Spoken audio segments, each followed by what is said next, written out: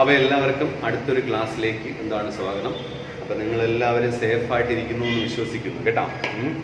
നമ്മൾ എന്ന് ക്ലാസ് തുടങ്ങിയാലും നിങ്ങളെ സേഫാണ് ആദ്യം ചോദിക്കുന്നത്. യഥാർത്ഥത്തിൽ നിങ്ങൾ സേഫ് തന്നെ എന്ന് വിശ്വസിക്കുന്നു. അപ്പോൾ നമുക്ക് അടുത്ത ക്ലാസ് നമ്മൾ കഴിഞ്ഞ ക്ലാസ് പഠിച്ചത് ഡിമാൻഡായിരുന്നു. ഡിമാൻഡ് എന്താണ്? ഈ ചാപ്റ്ററിൻ്റെ പേരെഴുതി ഡിമാൻഡാണ് നമ്മൾ നിർത്തിയത്. അപ്പോൾ ഇനി നമ്മൾ തുടങ്ങുന്നത് കൺസ്യൂമർ എന്ന് പറയുന്ന എന്തുവാണ് പോയിന്റാണ് പറയുന്നത്. അപ്പോൾ ആരാണ് കൺസ്യൂമർ? എന്താണ് കൺസ്യൂമർ എന്ന് വെച്ചാൽ ഈ ചാപ്റ്ററിലെ പ്രധാനപ്പെട്ട പോയിന്റാണ് കൺസ്യൂമർ ബിഹേവിയർ. അപ്പോൾ കൺസ്യൂമർ എന്ന് വെച്ചാൽ those who consume goods is called consumer. അല്ലെങ്കിൽ ആരാണോ സാധനം പർച്ചേസ് ചെയ്യുന്നത് ആ പർച്ചേസ് ചെയ്യുന്ന ആളിന്റെ പേരാണ് consumer. Okay, those who consume goods is called consumer. Okay, അടുത്തത് കൺസംഷൻ എന്തുവാണ്? ബണ്ടിൽ. കൺസംഷൻ ബണ്ടിൽ എന്ന് വെച്ചാൽ നമ്മൾ എപ്പോഴും സാധനം വാങ്ങുന്നത് ഒരു കൂട്ടമായിട്ടാണ് വാങ്ങിക്കുന്നത്. ഒരു ഗ്രൂപ്പ് ഓഫ് സാധനമല്ലേ നമ്മൾ വാങ്ങിക്കാൻ കടയിൽ പോകണം. നമ്മൾ സൂപ്പർ മാർക്കറ്റിൽ പോയാലും നമ്മൾ ഒരു കൂട്ടം സാധനങ്ങൾ പർച്ചേസ് ചെയ്യും. അപ്പോൾ ഒരു കൂട്ടം സാധനങ്ങളെയാണ് കൺസംഷൻ ബണ്ടിൽ എന്ന് പറയുന്നത്. ഒരു കൂട്ടം എന്ന് പറയുമ്പോൾ ഏറ്റവും കുറഞ്ഞ 2 എണ്ണം വേണം. അപ്പോൾ നമ്മൾ പഠിക്കാനുള്ള എളുപ്പത്തിനായിട്ട് 2 കാര്യങ്ങൾ അല്ലെങ്കിൽ 2 സാധനമാണ് ഇതിനകത്ത് പറയുന്നത് കേട്ടോ. അപ്പോൾ അതിൻ്റെ ഇവിടെ 3, 2 എന്ന് എഴുതിയിരിക്കുന്നുണ്ടോ? 3, 2. അതിന് കാരണം 3 എന്നുള്ള ഒന്നാമത്തെ സാധനം നമ്മളിപ്പം 2 സാധനം മേടിക്കാൻ പോവുകയാണ്. നോട്ട്ബുക്കും പേനും. അപ്പോൾ നോട്ട്ബുക്ക് 3 എണ്ണം വാങ്ങിച്ചു, അതാണ് 3. ഓക്കെ, പേന് 2 എണ്ണം വാങ്ങിച്ചു, അതാണ് 2. അപ്പോൾ 3, 2 എന്ന് വെച്ചാൽ എൻ്റെ അർത്ഥം 3 നോട്ട്ബുക്കും 2 പേൻ. അടുത്ത 5, 5 എന്ന് അടുത്തൊരു വണ്ടിയിൽ എഴുതിയിരിക്കുന്നുണ്ടോ? 5, 5. 5 ഐസ്ക്രീമും 5 എന്താണ് ചോക്ലേറ്റ്. അത് 5, 5 അല്ലേ? മേടിച്ച അളവാണ് എഴുതുന്നത് കേട്ടോ. മേടിച്ച വിലയെല്ലാം നമ്മൾ എഴുതുന്നത്, മേടിച്ച അളവാണ് നമ്മൾ എഴുതുന്നത്. അടുത്ത 2, 2. അപ്പോൾ എന്താണ് 2 കിലോ അരി 2 കിലോ ഗോതമ്പ്, അപ്പോൾ 2, 2. അടുത്ത 4, 5. അതിപ്പോൾ എന്തുവാണ്? 4 കിലോ പയറോ 5 കിലോ മുളകൊക്കെ മേടിക്കുന്നത് എന്ത് വേണോ എഴുതാം. എഴുതിക്കുന്ന എല്ലാം അളവാണ്. അപ്പോൾ അളവുകൾ ഇങ്ങനെ ബ്രാക്കറ്റിനകത്ത് എഴുതുന്നതിൻ്റെ പേരാണ് കൺസംഷൻ ബണ്ടിൽ. അപ്പോൾ കൺസംഷൻ ബണ്ടിൽ എന്താണ്? It is the combination of quantities of 2 goods that a consumer can purchase. എന്ന് വെച്ചാൽ ഒരു കൺസ്യൂമർ വാങ്ങുന്ന 2 സാധനങ്ങളുടെ വിവിധ അളവുകൾക്ക് പറയുന്ന പേരാണ് എന്ത്? കൺസംഷൻ ബണ്ടിൽ. ഓക്കെ, അതിൻ്റെ എക്സാമ്പിളായിട്ട് 3 to 5, 5, 2 to 4, 5 എന്നും പറഞ്ഞ് എക്സാമ്പിളായിട്ട് എഴുതുക. അടുത്തത് ബജറ്റ് സെറ്റ് ആണ് കേട്ടോ. ബജറ്റ് സെറ്റ് എന്ന് പറയും. അത് നമ്മൾ ഈ സാധനം മേടിക്കാൻ വേണ്ടി പണം വേണം. കണ്ടോ, ഈ 3, 2 എന്നുള്ള 3 നോട്ട്ബുക്ക് മേടിക്കാൻ ഒരു നോട്ട്ബുക്കിന് 50 രൂപയാണെങ്കിൽ 3 നോട്ട്ബുക്കിന് 150 രൂപ വേണം. ഒരു പേനയ്ക്ക് എന്താണ് 5 രൂപയാണെന്ന് വെച്ചു, അപ്പോൾ 2 പേനയ്ക്ക് 10 രൂപ വേണം. അപ്പോൾ മൊത്തം എത്ര രൂപ വേണം? 3, 2 എന്നുള്ള സാധനം വാങ്ങിക്കാൻ 150 എന്താണ് ബുക്കിൻ്റെ വിലയും, അതേപോലെ 10 പേനയുടെ വിലയും. അങ്ങനെ 150ഉം 10ഉം 160. അപ്പോൾ 160 രൂപ ഉണ്ടെങ്കിൽ ഈ 3, 2 എന്നുള്ള ബണ്ടിൽ നമുക്ക് പർച്ചേസ് ചെയ്യാൻ പറ്റും. ആ 3, 2 എന്നുള്ളതാണ് കൺസംഷൻ ബണ്ടിൽ. ഓക്കെ, അപ്പോൾ 3, 2 സാധനം മേടിക്കാൻ വേണ്ടി നമ്മുടെ കയ്യിലൊരു 160 രൂപയോളം വേണം. അപ്പോൾ എന്താണ് consumption bundle? Consumption bundle is എന്താണ്? It is the combination of quantities of 2 goods that a consumer can എന്താണ് പർച്ചേസ്. ഓക്കെ, അടുത്ത ബജറ്റ് സെറ്റ്. അടുത്ത 3ാമത്തെയാണ് ബജറ്റ് സെറ്റ്. ബജറ്റ് സെറ്റ് എന്ന് വെച്ചാൽ ഇപ്പം പറഞ്ഞ ഈ സാധനം മേടിക്കാൻ വേണ്ടി നമ്മുടെ കയ്യിൽ പണം വേണമെന്ന് പറഞ്ഞില്ലേ? 160 രൂപ വേണമെന്ന് പറഞ്ഞില്ലേ? ആ പണം ഈ സാധനം വാങ്ങാൻ വേണ്ടി മാറ്റി വയ്ക്കപ്പെടുന്നതിൻ്റെ പേരാണ് ബജറ്റ് സെറ്റ്. അപ്പോൾ 3, 2 എന്നുള്ള 3 നോട്ട്ബുക്കിനും 2 പേനയ്ക്കും കൂടെ 160 രൂപ വേണം. ഈ 160 രൂപ ഇതിനായിട്ട് മാറ്റി വയ്ക്കപ്പെടുന്നതിൻ്റെ പേരാണെന്ത്? Budget set. ഓക്കെ, അപ്പോൾ എന്താ പറയുക? It is a set of all available consumption bundle that a consumer can purchase with his എന്താണ് ഇൻകം. ഓക്കെ, അപ്പോൾ തൻ്റെ കയ്യിലുള്ള വരുമാനം കൊണ്ട് 2 സാധനങ്ങൾ വാങ്ങപ്പെടുന്നതിൻ്റെ പേരാണ് budget set. Consumers budget set എന്നും പറയും. അപ്പോൾ it is a set of all available consumption bundle that a consumer can purchase given his income and the prices of goods. എന്ന് വെച്ചാൽ പല വിലയ്ക്കാണല്ലോ അത് വാങ്ങിക്കേണ്ടത്. ഈ 160 രൂപ എന്ന് പറയുന്നത് പേനയ്ക്ക് 10 രൂപയുള്ളൂ, പക്ഷെ നോട്ട്ബുക്കിനാണ് 150. അപ്പോൾ രണ്ടും 2 വിലയാണ്. അതുകൊണ്ടാണ് പല വിലകളും കൂടെ അതിന് കൂടെ പറയുന്നത്. It is a set of all available consumption bundle that a consumer can purchase given his income and the prices of goods. അടുത്ത് ഇതിന്റെ താഴെ നമ്മൾ പോയിന്റ് ചെയ്തിട്ടുണ്ട് ബജറ്റ് കൺസ്ട്രെയിന്റ്. കണ്ട, ബജറ്റ് കൺസ്ട്രെയിന്റ്. എന്താണ് ബജറ്റ് കൺസ്ട്രെയിന്റ്? ബജറ്റ് കൺസ്ട്രെയിന്റ് എന്ന് വെച്ചാൽ budget പരിമിതി എന്ന് പറയും. അപ്പൊ എപ്പോഴും നമ്മുടെ കയ്യിലുള്ള വരുമാനം ഒരു പരിമിതിയാണ്. അതെന്താണ് പരിമിതി എന്ന് പറയാൻ കാര്യം? നമുക്ക് എല്ലാ സാധനവും എന്നും മേടിക്കണമെന്നുണ്ട്. ഒരു ദിവസം തന്നെ ഏകദേശം 1 ലക്ഷം രൂപയുടെ സാധനം മേടിക്കാനാണ് നമുക്ക് ഇഷ്ടം. പക്ഷെ അത്രയും പണം നമ്മുടെ കയ്യിലില്ലല്ലോ. അപ്പോൾ അത്രയും സാധനം നമുക്ക് മേടിക്കാൻ പറ്റത്തില്ല. അതുകൊണ്ട് എപ്പോഴും പണം നമ്മുടെ കൈ മുമ്പിലുള്ള ഒരു കൺസ്ട്രെയിൻ്റ് ആണ്.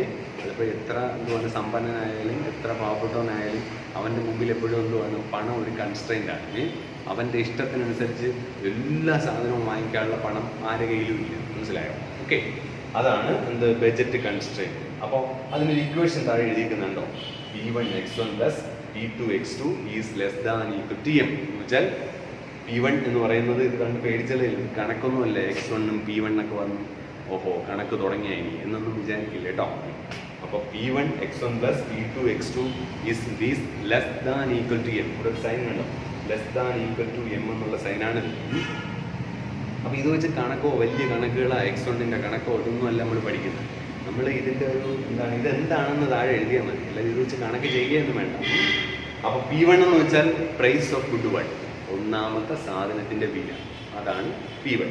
ഇപ്പം 3 എന്താണ് നോട്ട്ബുക്ക് മേടിക്കാൻ വേണ്ടി 150 ആവും. ഒരു നോട്ട്ബുക്കിന് 50 രൂപയല്ലേ?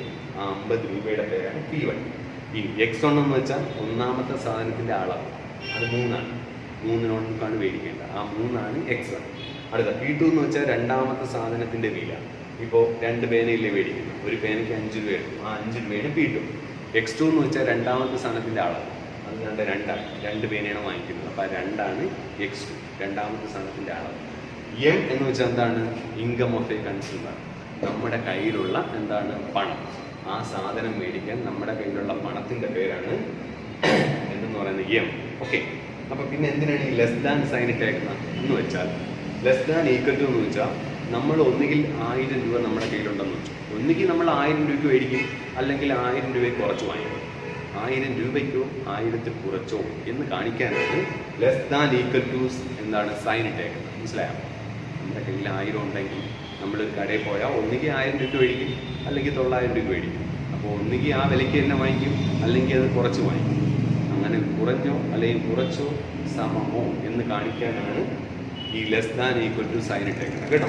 അപ്പോൾ എന്താണ് equation? P1x1 + P2x2 is less than equal to M.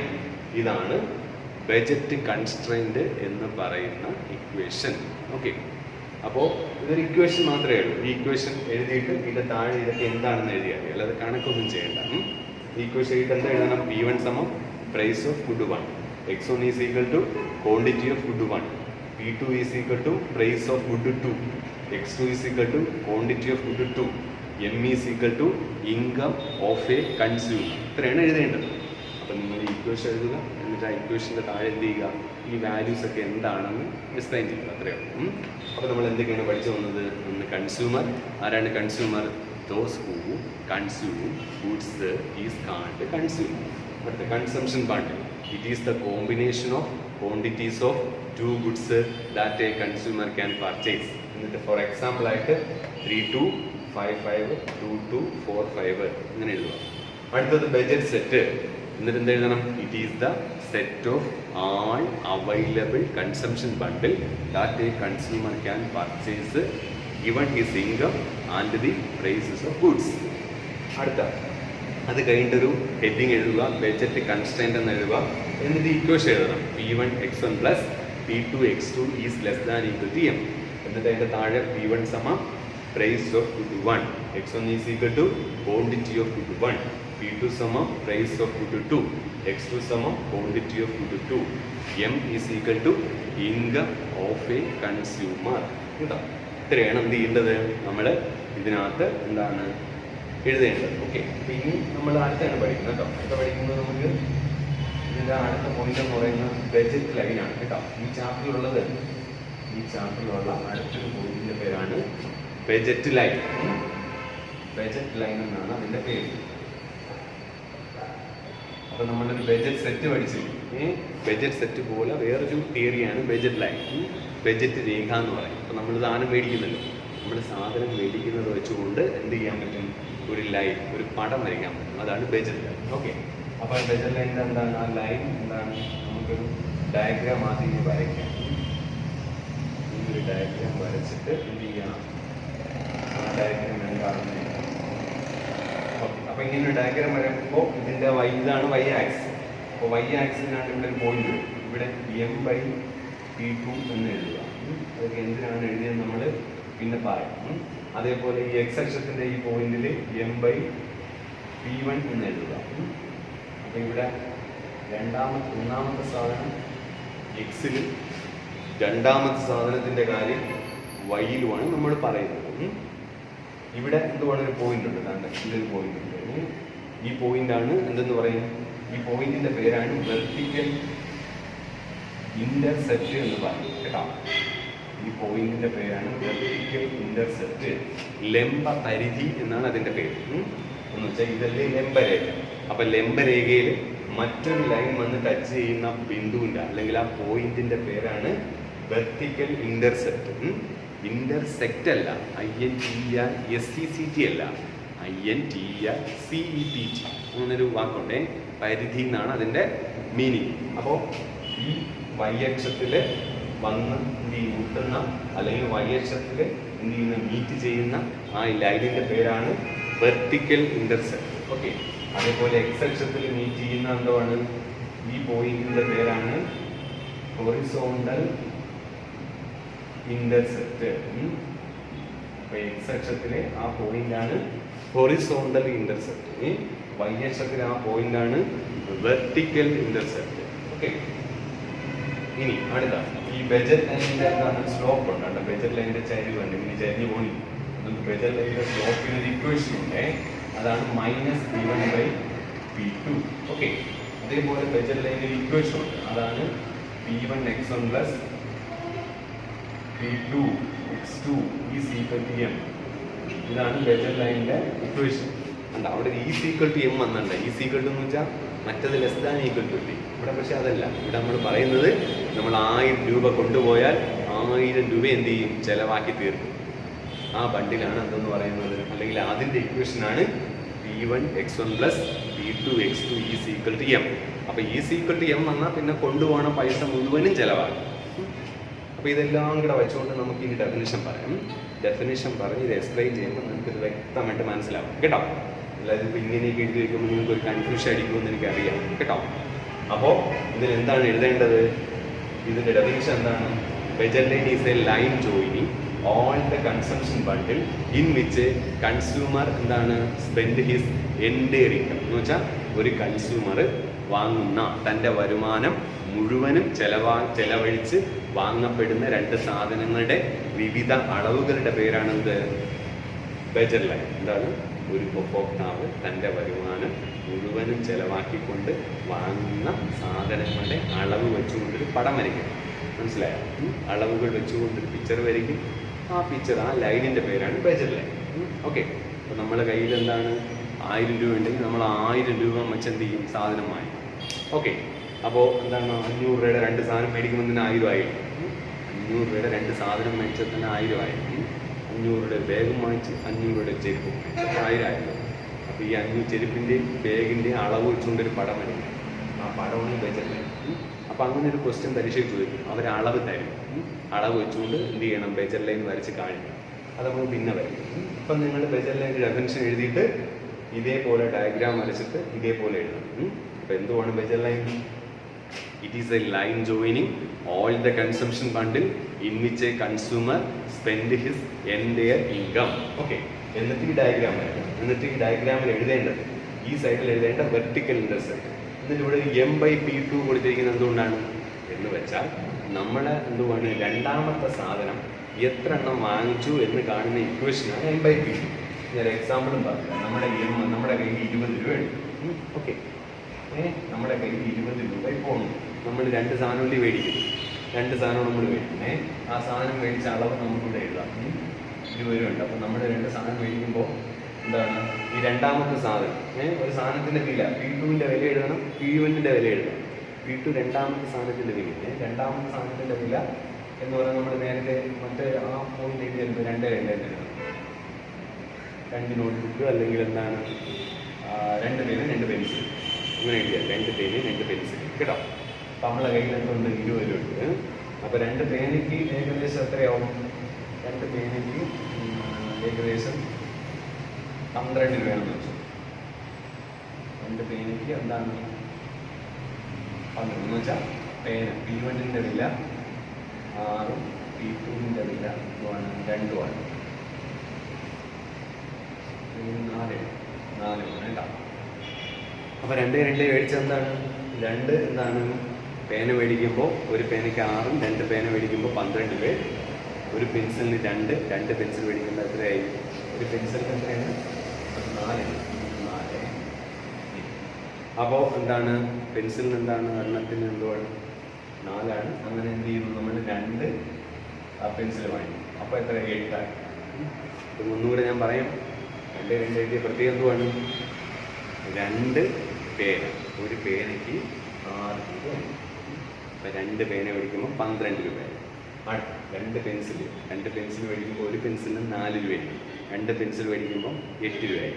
അപ്പോൾ 12 വെച്ചും 20 ആയിരുന്നു എന്ന് വെച്ചാൽ എൻ്റെ അർത്ഥം. അപ്പോൾ എന്താണ് രണ്ടാമത്തെ സാധനത്തിൻ്റെ വില 4 ആണ്. അത് മനസ്സിലായി. അപ്പോൾ 20/4 എത്രയാണ്? 20/4 എന്താണ്? 5 വരും. എന്താണ് 20/4? 5 വരും. മനസ്സിലായോ? അപ്പോൾ രണ്ടാമത്തെ സാധനം എന്താണ്? 4 എണ്ണം വാങ്ങിക്കും. എന്താണ് 4 രൂപയ്ക്ക് വാങ്ങിച്ച 5 എണ്ണം വാങ്ങിക്കാം എന്ന് വെച്ചാൽ ഈ പറഞ്ഞ എന്താണ് P2 പെൻസിൽ മാത്രം എന്താണ് 5 എണ്ണം വാങ്ങിക്കുമ്പോൾ 20 തീരുമെന്ന്. അപ്പോൾ പെൻസിൽ മാക്സിമം എത്ര എണ്ണം വാങ്ങിക്കാം എന്ന് കാണിക്കുന്നതിന് M/P2. മനസ്സിലായോ? പെൻസിൽ എത്ര എണ്ണം വാങ്ങിക്കാം എന്ന് കാണിക്കുന്നതാണ് M/P2. അപ്പോൾ പെൻസിൽ 5 എണ്ണം മേടിക്കുമ്പോൾ എന്ത് തീരും? നമ്മുടെ കയ്യിലുള്ള 20 രൂപയും തീരും. അങ്ങനെ ഇതാണ് ഇതിൻ്റെ എന്താണ് എക്സ്പ്ലനേഷൻ കേട്ടോ. അതൊക്കെ നമ്മൾ പിന്നെ വ്യക്തമായിട്ട് പഠിക്കും. അതുമല്ല അതൊരു ക്വസ്റ്റ്യനായിട്ട് പരീക്ഷയ്ക്കുണ്ട്. അത് നമ്മൾ പ്രത്യേകം ചെയ്ത് എന്ത് ചെയ്യും? എഴുതും. അപ്പോൾ ഇവിടെ M/P2 എന്ന് വെച്ചാൽ രണ്ടാമത്തെ സാധനം എത്ര അളവ് വാങ്ങിച്ചു എന്ന് കാണുന്ന ഇക്വേഷനാണ് M/P2.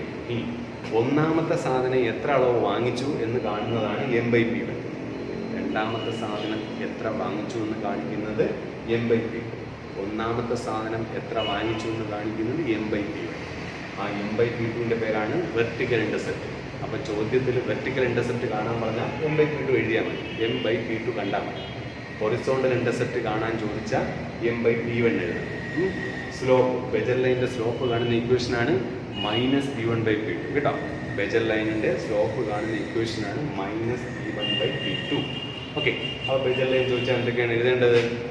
It is a line joining all the consumption bundle in which a consumer spend his entire income. ഒരു ഉപഭോക്താവ് തൻ്റെ വരുമാനം മുഴുവനും ചെലവഴിച്ച് വാങ്ങപ്പെടുന്ന സാധനങ്ങൾ വെച്ചുകൊണ്ട് അല്ലെങ്കിൽ അളവ് വെച്ചുകൊണ്ട് വരയ്ക്കുന്ന ഡയഗ്രാമിൻ്റെ പേരാണ് ബെജർ ലൈൻ. ഇക്വേഷൻ എന്താണ്? P1 x1 + P2 x2 = M. Okay. എന്നിട്ട് ഈ ബെജർ ലൈനിൻ്റെ എന്ത് ചെയ്യുക? ഒരു ഗ്രാഫ് വരയ്ക്കുക. അതിൽ y അക്ഷത്തിൽ M/P2, അത് തന്നെയാണ് വെർട്ടിക്കൽ ഇൻ്റർസെപ്റ്റ്. x അക്ഷത്തിൽ എന്താണ്? M/P1, അതാണ് horizontal intercept. y axis √2, x axis √1. പിന്നെ ബെജർ ലൈനിൻ്റെ സ്ലോപ്പാണ് എന്ത്? സ്ലോപ്പ് ഓഫ് ദ ബെജർ ലൈൻ ഈസ് എന്താ? -P1/P2. അപ്പോൾ നിങ്ങൾ ഈ ഡയഗ്രാം വരച്ചിട്ട് അതിൻ്റെ താഴെ എഴുതേണ്ടത് ഹൊറിസോണ്ടൽ ഇൻ്റർസെപ്റ്റ് = M/P1. അതിൻ്റെ താഴെ എഴുതണം vertical intercept = M/P2. Okay. Horizontal intercept M/P1, vertical intercept M/P2. Slope of the ബെജർ ലൈൻ എന്താണ്? -P1/P2. ഓക്കെ. ഇതാണ് ബെജർ ലൈൻ എന്ന് പറയുന്ന എന്തുവാണ് ഡയഗ്രാം കേട്ടോ. അപ്പോൾ നിങ്ങൾ എന്ത് ചെയ്യുക? ഞാൻ പറഞ്ഞില്ലേ വീഡിയോ ഒന്ന് പോസ് ചെയ്താൽ മതി. അപ്പോഴത്തേക്ക് എന്ത് കിട്ടും? ഇത് കിട്ടും. അപ്പോൾ ഇത് ഇതേപോലെ വരയ്ക്കണം. ബെജർ ലൈൻ എന്ന് എഴുതി ഡെഫിനിഷൻ എഴുതിയിട്ട് ഈ ഡയഗ്രാം വരച്ചിട്ട് ഈ ഹൊറിസോണ്ടൽ ഇൻ്റർസെപ്റ്റും ബെജർ ലൈനിൻ്റെ സ്ലോപ്പും എല്ലാം എഴുതണം. ഓക്കെ. അടുത്ത നമുക്ക് പഠിക്കാനുള്ളത് നമ്മളിപ്പോൾ കുറച്ച് മുമ്പ് പറഞ്ഞില്ലേ 2 അളവ് തന്നിട്ട് അവരെന്ത് ചോദിക്കും? 2 അളവുകൾ തന്നിട്ട് ഒരു 4 മാർക്കിൻ്റെ ഒരു ക്വസ്റ്റ്യൻ ഉണ്ട് കേട്ടോ. അപ്പോൾ അതിന് 2 സാധനങ്ങളുടെ അളവ് അവർ തരും. വേണ്ടേ ഇങ്ങനെ തരും. M = 12. P1 എന്താണ്? ഒന്നാമത്തെ സാധനത്തിൻ്റെ വില 4. P2 2. ഓക്കെ. ഇതും പേനയും പെൻസിലും എഴുതാതെ. പേനയുടെ വില ഒരെണ്ണത്തിന് 4 രൂപ, പെൻസിലിൻ്റെ വില ഒരെണ്ണത്തിന് 2 രൂപ. എന്നിട്ട് അവരുടെ ഫസ്റ്റ് ചോദ്യം എന്താണ്? ഫൈൻഡ് ദ ഇക്വേഷൻ ഓഫ് ബെജൽ ലൈൻ.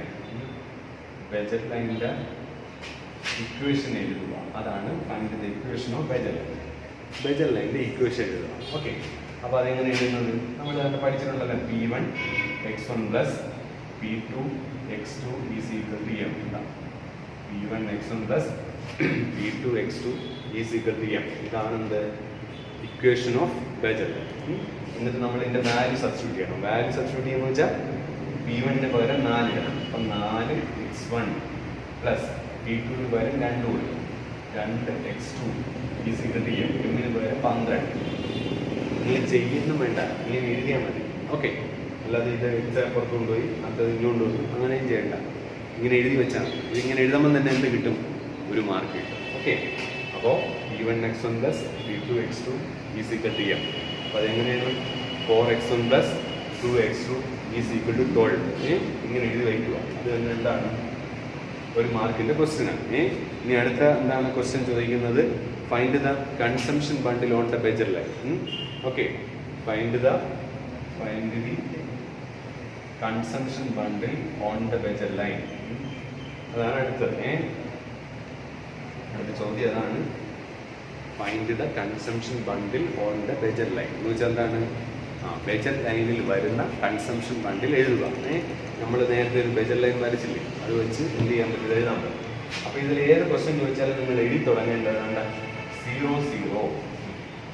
അത് ചോദിക്കുന്നത് കൺസംഷൻ ബണ്ടിൽ എഴുതാനാണ്. അപ്പോൾ 00 എന്ന് വെച്ചാൽ നമ്മൾ കടയിൽ പോയി വിലയൊക്കെ ചോദിച്ചിട്ട് ഒന്നും വാങ്ങിക്കാതെ വരുമല്ലോ, ആ ബണ്ടിലിൻ്റെ പേരാണ് 00. ഒന്നും വാങ്ങിക്കുന്നത്. അടുത്ത 01 എന്ന് എഴുതിയതിൻ്റെ അർത്ഥം ആദ്യത്തെ സാധനം വാങ്ങിക്കുന്നില്ല, രണ്ടാമത്തെ സാധനം ഒരെണ്ണം വാങ്ങിച്ചു. ഇവിടെ ആദ്യത്തെ സാധനം എന്ന് പറയുന്നത് എന്താണ്? ഈ പേനയും രണ്ടാമത്തെ സാധനം ഈ പെൻസിലുമാണ് കേട്ടോ. അപ്പോൾ ആദ്യത്തെ സാധനം മേടിക്കുന്നില്ല, അപ്പോൾ പേന വാങ്ങിക്കുന്നില്ല. പെൻസിൽ മാത്രം ഒരെണ്ണം വാങ്ങിച്ചു. ഒരു പെൻസിലിന് 2 രൂപ. അപ്പം എന്താണ്? ഒരു പെൻസിൽ മേടിച്ചാൽ 2 രൂപ തീരും. അതുകൊണ്ട് അടുത്ത ബണ്ടിൽ 02 എന്ന് എഴുതണം. അപ്പോൾ ഇവിടെയും ആദ്യത്തെ സാധനം വാങ്ങിക്കുന്നില്ല, രണ്ടാമത്തെ സാധനം 2 വാങ്ങിക്കും. അപ്പോൾ 2 ഗുണം 2 4 എന്ന് വെച്ചാൽ 2 പെൻസിൽ മേടിക്കുമ്പോൾ 4 രൂപയാവും. അടുത്ത 03. ഇവിടെ നമ്മൾ 3 പെൻസിൽ മാത്രം വാങ്ങിച്ചു. അപ്പോൾ 3 ഗുണം 2 6. അപ്പോൾ 0 എന്താണ്? 4. 4 പെൻസിൽ വാങ്ങിച്ചു. അപ്പോൾ 4 ഗുണം 2 8 ആയി. ഇനിയും മേടിക്കണം. അടുത്ത 05. 5 പെൻസിൽ വാങ്ങിച്ചു. അപ്പോൾ 5 ഗുണം 2 എത്രയായി? 10 ആയി. ഇനി 06. 6 പെൻസിൽ വാങ്ങിച്ചു. അപ്പോൾ 6 ഗുണം 2 എത്രയായി? 12 ആയി. ഇനി 07 എഴുതാൻ പറ്റില്ല. അത് എന്തുകൊണ്ടാണ്? 07 എഴുതിയാൽ പിന്നെ പെൻസിലിൻ്റെ വില 14 ആവും. 7 ഗുണം 2 14 ആവും. അപ്പോൾ 14 രൂപ നമ്മുടെ കയ്യിലില്ല. നമ്മുടെ കയ്യിൽ 12 രൂപയേ ഉള്ളൂ. ഇങ്ങനെയാണ് ബണ്ടിൽ എഴുതുമ്പോൾ ശ്രദ്ധിക്കേണ്ടത്. ഒരിക്കലും ഈ വരുമാനത്തിൽ കൂടുതലാവരുത്. അതായത് നിങ്ങളിങ്ങനെ എഴുതി ഏത് ക്വസ്റ്റ്യൻ ചോദിച്ചാലും 00 എഴുതി തുടങ്ങണം. എന്നിട്ട് ഈ എഴുതുന്ന സംഖ്യ കൊണ്ട് ഗുണിച്ചു നോക്കിയാൽ, അപ്പോൾ 0 6 എന്ന് എഴുതിയാൽ 6 കൊണ്ട് ഈ 2നെ ഗുണിക്കണം. ഇത് രണ്ടാമത്തെ സാധനത്തിൻ്റെ അളവല്ലേ, വിലയല്ലേ. അതുകൊണ്ട് ആ 6 കൊണ്ട് ഈ 2നെ ഗുണിക്കുമ്പം 12 കിട്ടും. അപ്പോൾ ഇവിടെ 07 എഴുതിക്കൂടാ. അതിന് കാര്യം 7 കൊണ്ട് 2നെ ഗുണിക്കുമ്പോൾ 14 കിട്ടും. അപ്പോൾ നമ്മുടെ കയ്യിൽ 14 രൂപ ഇല്ലല്ലോ. അതുകൊണ്ട് തിരിച്ചെഴുതാം. ഇനി 10 എഴുതാം. അതെന്തിനാണ് അങ്ങനെ എഴുതുന്നത്? പേന എന്താണ്? ഒരെണ്ണം വാങ്ങിക്കും, പെൻസിൽ വാങ്ങിക്കത്തില്ല. അങ്ങനെ നമ്മൾ ചെയ്യാറില്ല. അപ്പോൾ പേന ഒരെണ്ണം വാങ്ങിക്കുമ്പോൾ 4 രൂപയാണ്, പെൻസിൽ വാങ്ങിക്കുന്നില്ല. അടുത്ത 20. ഇവിടെ പേന 2 എണ്ണം വാങ്ങിച്ചു. പേന 2 എണ്ണം വാങ്ങിക്കുമ്പോൾ 8 രൂപയാവും, പെൻസിൽ വാങ്ങിക്കും. അടുത്ത 03. പേന 3 എണ്ണം വാങ്ങിച്ചു. അപ്പോൾ എത്രയാവും? 3 ഇൻറ്റു എന്താണ്? 4 12 ആയി. അപ്പോൾ 3 0 വരെ എഴുതാൻ പറ്റും, 4 0 എഴുതാൻ പറ്റില്ല. അതിന് കാര്യം 4 പേന മേടിച്ചാൽ അതിന് 16 രൂപ. നമ്മുടെ കയ്യിൽ 12 അല്ലേ ഉള്ളു. അതനുസരിച്ച് നോക്കി ശ്രദ്ധിച്ച് ഇങ്ങനെ എഴുതാം. ഇത് പരീക്ഷയ്ക്ക് ചോദിക്കുന്നതാണ്. ഇനി നമുക്ക് എഴുതാൻ പറ്റുന്ന ബണ്ടിൽ 2 എഴുതാം. അതിനാണ് 2 പേനയും 2 പെൻസിലും അങ്ങനെയും മേടിക്കാം. 2 പേന മേടിക്കുമ്പോൾ എത്രയാവും? 4 4 8.